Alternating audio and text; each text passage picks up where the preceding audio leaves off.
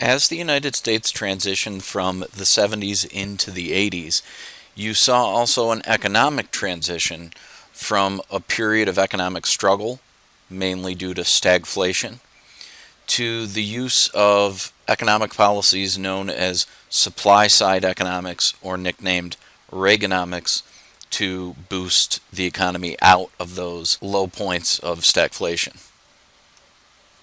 So, to just review again, stagflation means there's little to no economic growth. There might even be a decline in the economy, and high inflation. You also see higher levels of unemployment during periods of stagflation.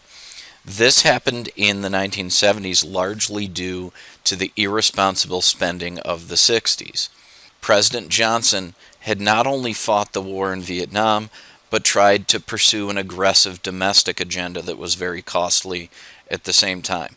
That amount of government debt, deficit spending, led to the stagflation you see in the 70s.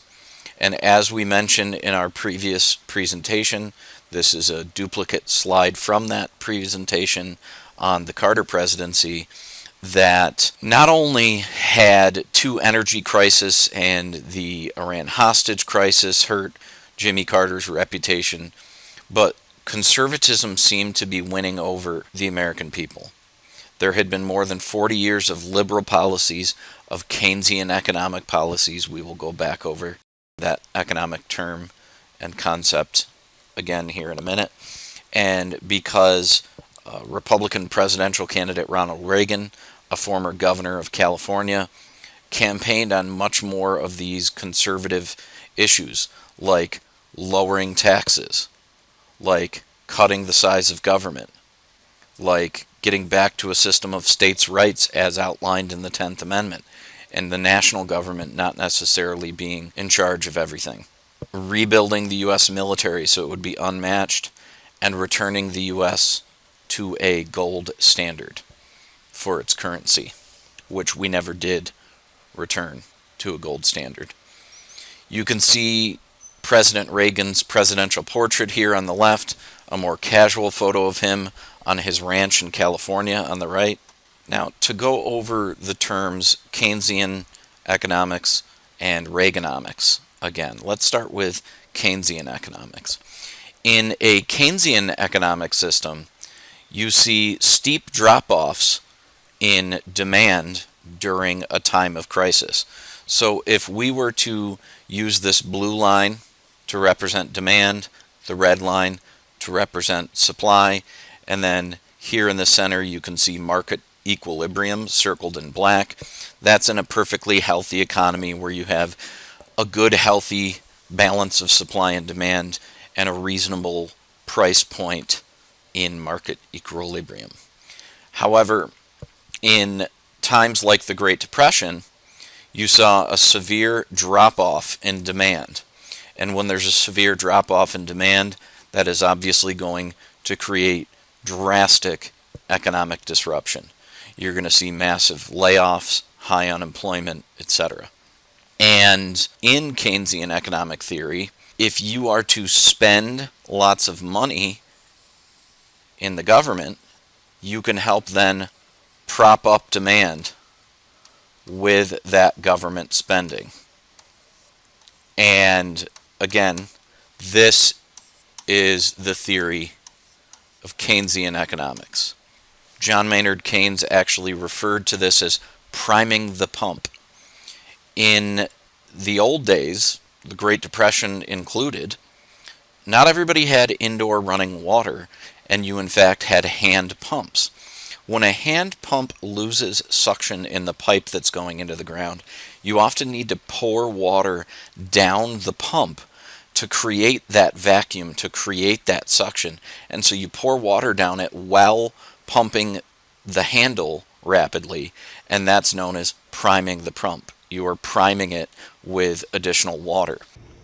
Have you ever wondered what it means to prime a pump? It's a metaphor that's used in economics fairly often, especially in the Great Depression. Franklin Delano Roosevelt, the president at that time, started the New Deal, And he used to say in his fireside chats that you had to prime the pump, meaning you had to put money into the economic system for it to work right. In those days, everybody knew what priming the pump meant. Now many people don't. This is a pump, a working pump, that doesn't work. It doesn't work because the seal between the piston and the cylinder is not airtight, and the check valve is not airtight. So it doesn't suck the water up until I make that airtight. I'm going to pour water down in the little funnel-shaped top of the pump to allow it to prime, to make the seal.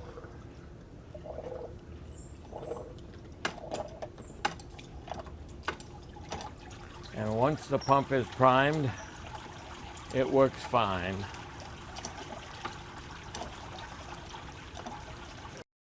Priming a machine that has a motor means that you're also known as choking it. You are priming it. You are giving extra fuel to the motor to get it started. And so Keynes referred to his economic plan to make it a little more simple to the average person as priming the pump, propping up demand with government money.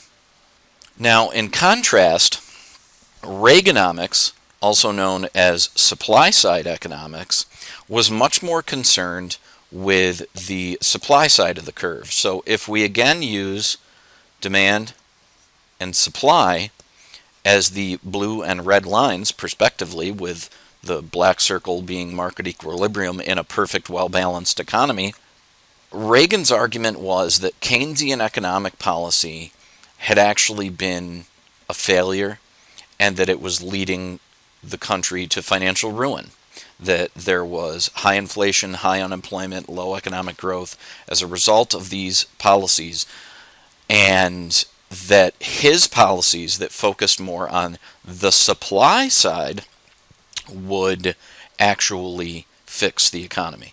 Now, what does that mean, focusing on the supply side? Well, Reagan and his economic advisors believed in a theory that a rising sea lifts all boats.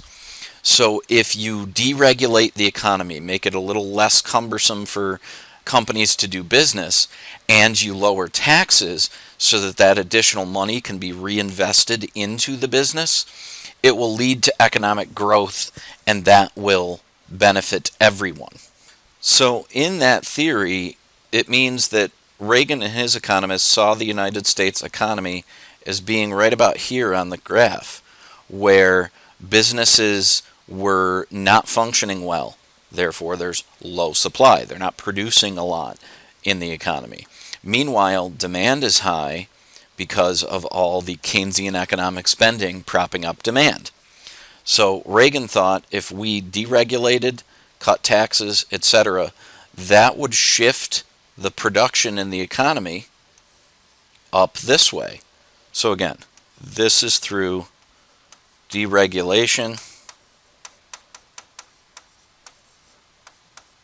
and cutting taxes, both income taxes for average Americans, corporate taxes for businesses, capital gains taxes for people trading stocks, and this is all Reaganomics.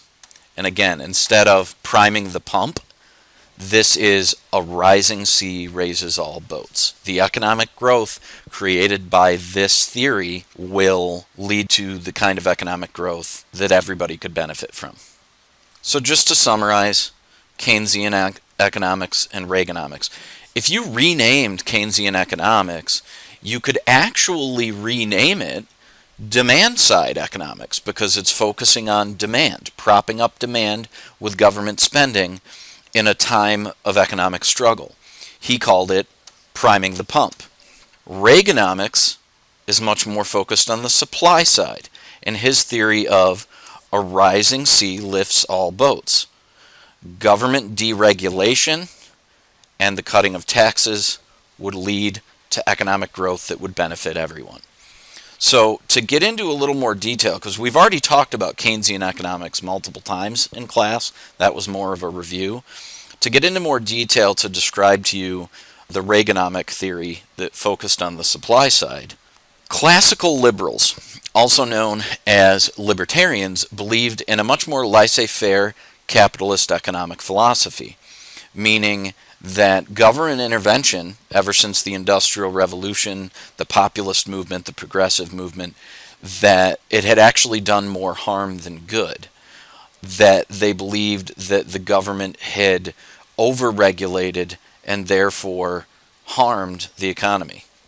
Now, while President Reagan absolutely believed in these laissez-faire capitalist theories, he also realized that he lived in a time in which liberal policies had already fully entrenched themselves into the economy and into the government. And to go back to a pure laissez-faire system would be way too big of a shock to the system. And so instead, he wanted to affect the supply side rather than completely overhauling the system. How would you do that? As we already mentioned, deregulation. Easing off of seemingly anti-business laws. And a lowering of taxes. Corporate and personal income and capital gains, for that matter, taxes, would be lowered, and in his mind, people would then use that money to spend in the economy, and corporations would use that money to expand their business and grow the economy. So Reagan believed this would lower prices to control inflation, and that would benefit everyone. So not only are people going to have more money in their pockets, but they're going to be able to spend it on things that are costing them less and less because inflation is being kept under control. Opponents of this theory said that it was very much a trickle-down theory where the rich received all the immediate benefits, and it was assumed that the poor would benefit after the trickle of lower prices reached them. And there's many arguments that said that that trickle never actually took place, that Reaganomics, in fact, only benefited the wealthy. Between 1980 and 1989, tax rates were cut. Opponents to Reaganomics said that this only benefited the rich and that the lower and middle class were not really seeing a benefit. Furthermore, the loss of government revenue would lead to a drastic cutting of services and benefits.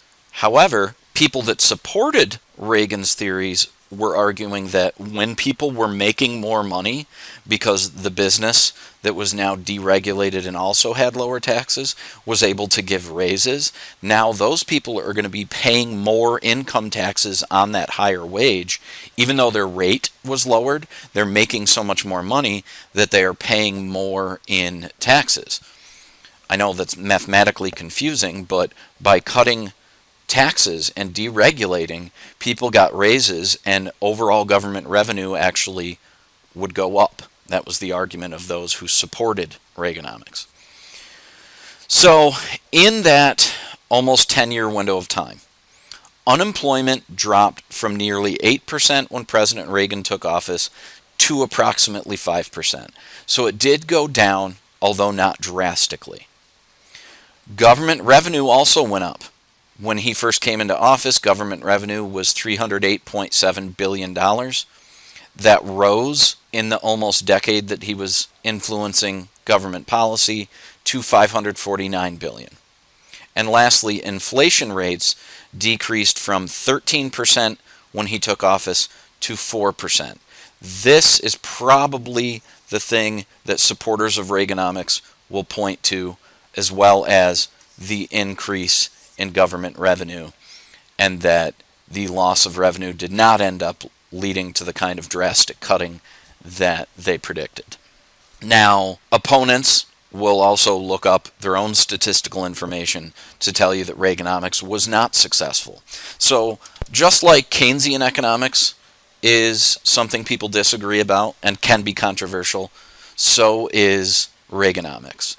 Economic policy is often very controversial because there's a couple different ways to do just about anything, and when you take a different approach that's different from something someone else had supported, they're naturally going to be critical of you.